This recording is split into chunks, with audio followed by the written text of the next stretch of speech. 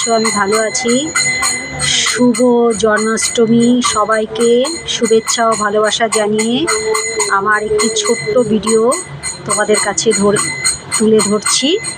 তো আমার এই সন্তু সোনাকে দেখো, সবার আগে বলো কেমন লাগছে। জন্মাষ্টমী করা হয় না, জাস্ট কিছু দেওয়া হয়। ওর জন্মদিনটা হয় একটু বড় করে।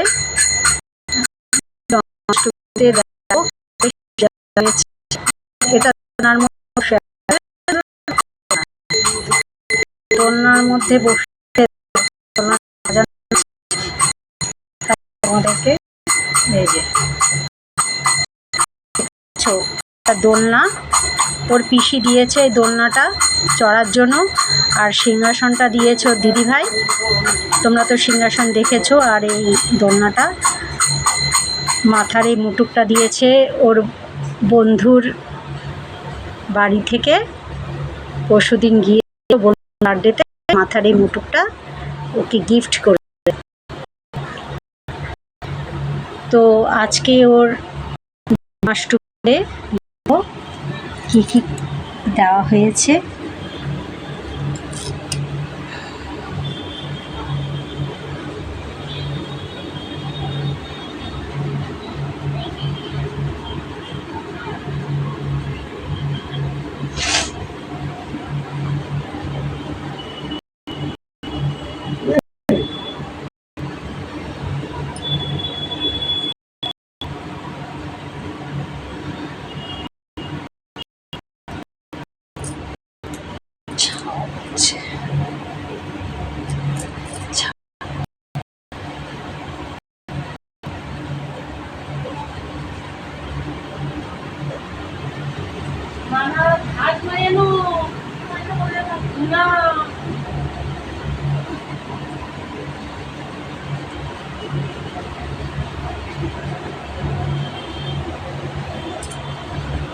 দেখো আমার সন্তু সোনা এই জামাটা দিয়েছে ওর মাসি, দোলনাটা দেওয়া হয়েছে ওর পিসি, মুটুকটা হচ্ছে ওর ফ্রেন্ড,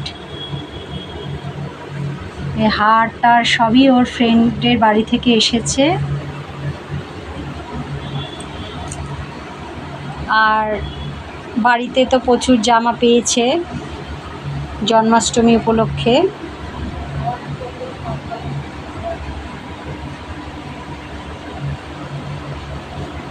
কেমন লাগছে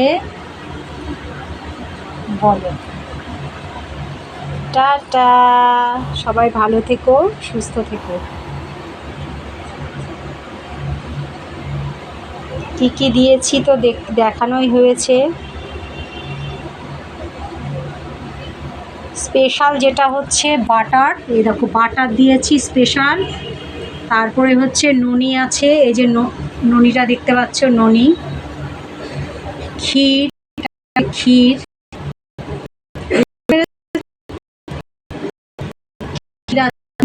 আছে, রাবড়ি আছে,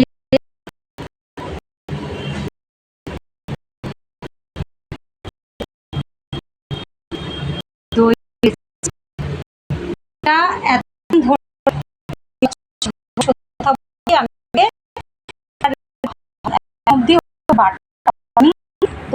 যেহেতু একটা স্পেশাল টান বাটার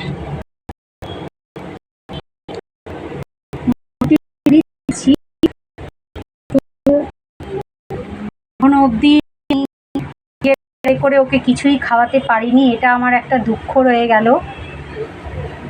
সন্তুর কাছে। জানি না কবে ও আমাকে দিন দেবে, হাতে করে আমি নিজের হাতে করে ওকে খাওয়াতে চাই। চাইলেই তো কিছু পাওয়া যায় না, সবই তো ঈশ্বরের, উনি ঠিক করবেন কখন কি হবে বা হবে না, নাহলে রাত দিন হচ্ছে কি করে বলো বন্ধুরা। তো আমার বাড়ির সে পরিস্থিতি নেই যে আমি ওকে কিছু করে খাওয়াবো, খুবই কষ্ট পাই আমি। গপু এসেছে, হয়তো এসেছে আমার কাছে, আমি খুবই হ্যাপি। আমি ভাবিনি কোনো দিন এই গপু আসবে আমার কাছে বা আমাদের সবার কাছে। থাকে কোনোদিনও ও যে কষ্ট পায় ও কোনোদিন কারোকে বুঝতে দেয় না। ওর একটুখানি অসুবিধে হলে পায়ের তোড়াটা ও একটু খুলে দেয়। তোমরা যদি পায়ের তোড়া ও ধরে টানো না, খুলতে পারবে না, কিন্তু ও কীভাবে খুলে দেয় জানি না। তো যাই হোক, সব সময় ইচ্ছে হয়, আমি এত ঠাকুর ভালোবাসি, ভগবান কেন আমাকে এত পরীক্ষা নিচ্ছে জানি না। এই আজকে জন্মাষ্টমীতে কত মানুষ হাতে ধরে তাদের গোপু সোনাদের খাওয়াচ্ছে বলো। আমিও তো একটা মা, আমারও ইচ্ছে হয় সব কিছু নিজে হাতে ধরে করব।